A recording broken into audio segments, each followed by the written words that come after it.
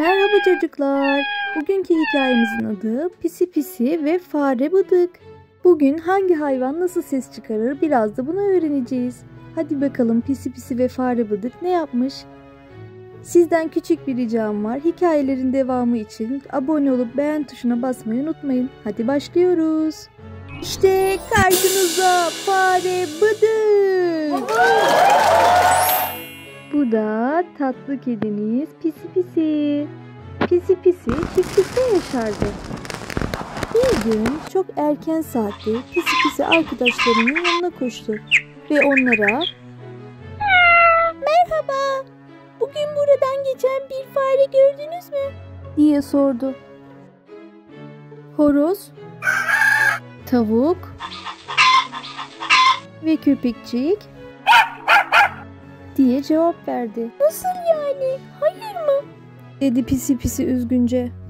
Çiftlikte arkadaşlarının yanına gitti ve "Merhaba, bugün buradan geçen küçük bir fare gördünüz mü?" diye miyavladı. İnek, eşek, keçi ve koyunlar diyerek görmediklerini söylediler. Pisi Pisi hayal kırıklığına uğradı. Hemen küçük göle gitti ve "Merhaba, bugün buradan geçen küçük gri bir fare gördünüz mü?" diye miyavladı. Ördekçik cevap verdi. Kurbağa dedi. Balıklarsa hiçbir şey demedi. "Hayır mı?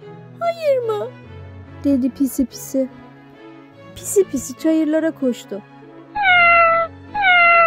"Merhaba, bugün buradan geçen küçük gri bir fare gördünüz mü?" dedi yine. Güzel kuş, arı ise "Vız, vız, vız" dedi. "Siz de mi görmediniz?" dedi Pisi Pisi ağlayarak. "Dün oynarken çok eğlenmiştik." "Vız, vız, vız. Oynamak mı? Oh be, şimdi hatırladım. Onu küçük gölün orada koşarken gördük."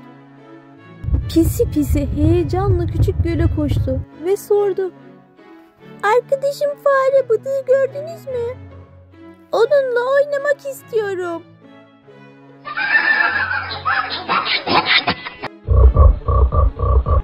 "Evet, doğru ya. Biz tamamen unuttuk. Tabii ki onu gördük. Çiftliğe doğru koşuyordu." Pisi Pisi çiftliğe doğru koştu ve sordu. "Arkadaşım Fare Bıdık'ı arıyorum. Onunla oynamak istiyorum. Onu bugün buralarda görmüş olabilir misiniz?"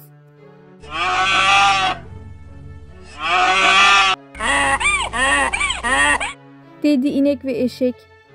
"Oynamak mı?" Hayvanlar birbirlerine baktılar ve gülerek "Acele et, avluya gitti" dediler. Pisi Pisi de avluya gitti ve arkadaşı Fare Bıdık'ı aradı. Fare Bıdık ona doğru koşuyordu.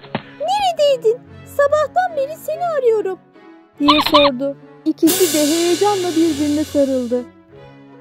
Hikayemiz burada bitti. Bugün sizlerle hayvanlar nasıl ses çıkarır bunları öğrendik.